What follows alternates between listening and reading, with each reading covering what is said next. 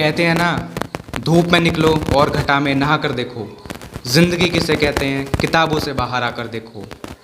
इसी बात को ध्यान में रखते हुए देश की नई शिक्षा नीति को कैबिनेट ने मंजूरी दे दी है और कहा जा रहा है इस नई शिक्षा नीति के लागू होने के साथ देश में काफ़ी सारे बदलाव कर दिए जाएंगे, क्रांतिकारी बदलाव आएंगे।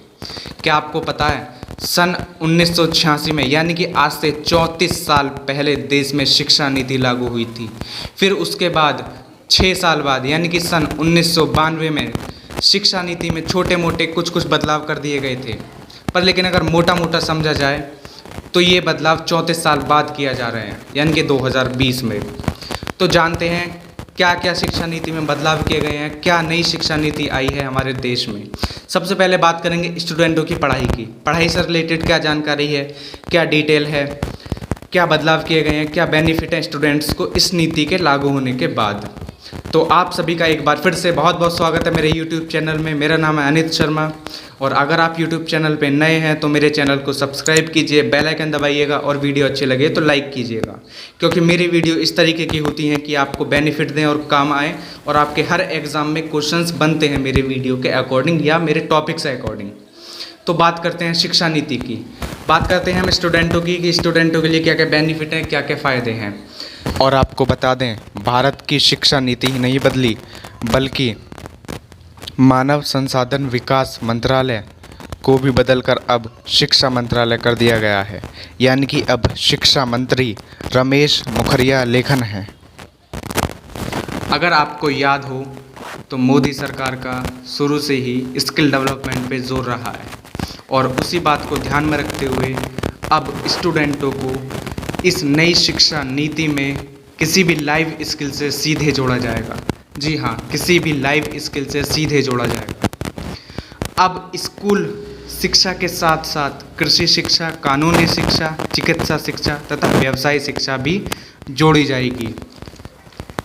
यानी कि अगर आपने स्कूल में कुछ ऐसा सीखा है जो स्किल के रूप में है तो उसको अब अलग नहीं रखा जाएगा, रिपोर्ट कार्ड में जगह दी जाएगी, शामिल किया जाएगा।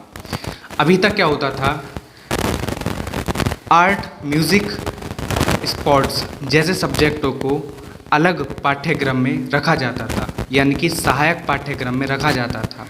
लेकिन अब नई शिक्षा नीति के आ जाने से ये भी एक कोर्स का ही हिस्सा कहलाएगा और कोर्स का ही हिस्सा होगा। और एक और अहम चीज़ जुड़ गई है इस नई शिक्षा नीति में, वो ये है मल्टी एंट्री और एग्ज़िट सिस्टम को मंजूरी दे दी गई है।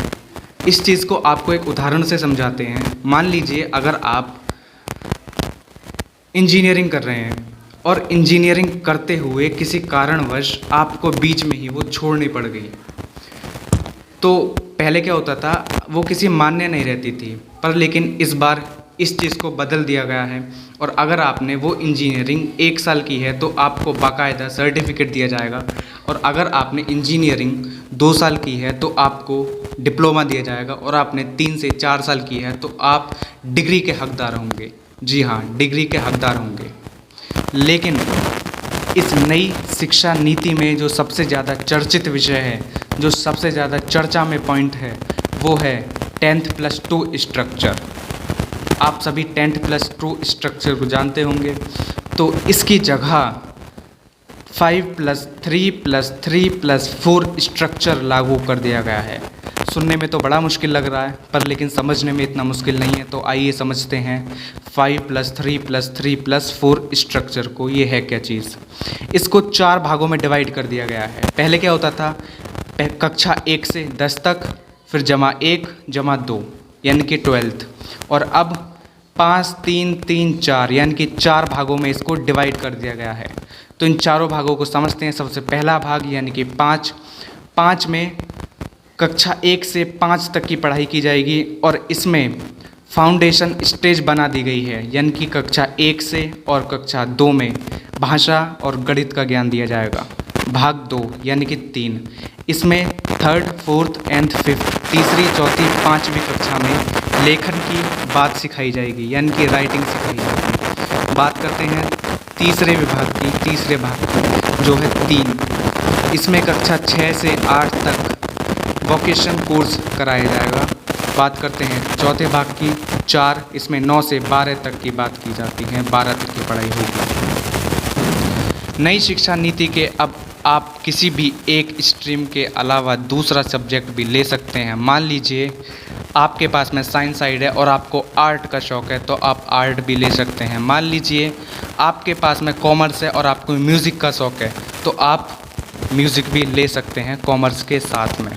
अब स्टूडेंटों को एक कोर्स से दूसरे कोर्स में जाना भी अलाउड है, यानी कि वो एक कोर्स में रहते हुए दूसरे कोर्स में भी बड़ी इजीली जा सकता है। शिक्षा का बजट, यानी कि पहले शिक्षा का बजट क्या था और अब शिक्षा का बजट क्या है, यानी कि शिक्षा के ऊपर कितना खर्च किया जाता है, कितना खर्चा करते हैं।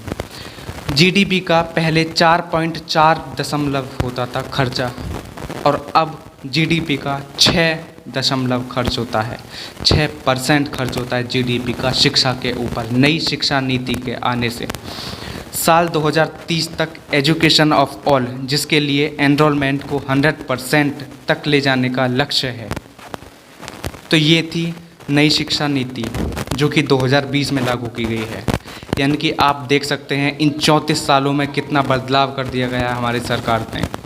तो अगर ये वीडियो आपके काम आई हो, ये जानकारी आपके काम की हो तो प्लीज़ वीडियो को लाइक कीजिएगा एंड चैनल को सब्सक्राइब करना ना भूलें। आप सभी का बहुत बहुत धन्यवाद वीडियो को वॉच करने के लिए।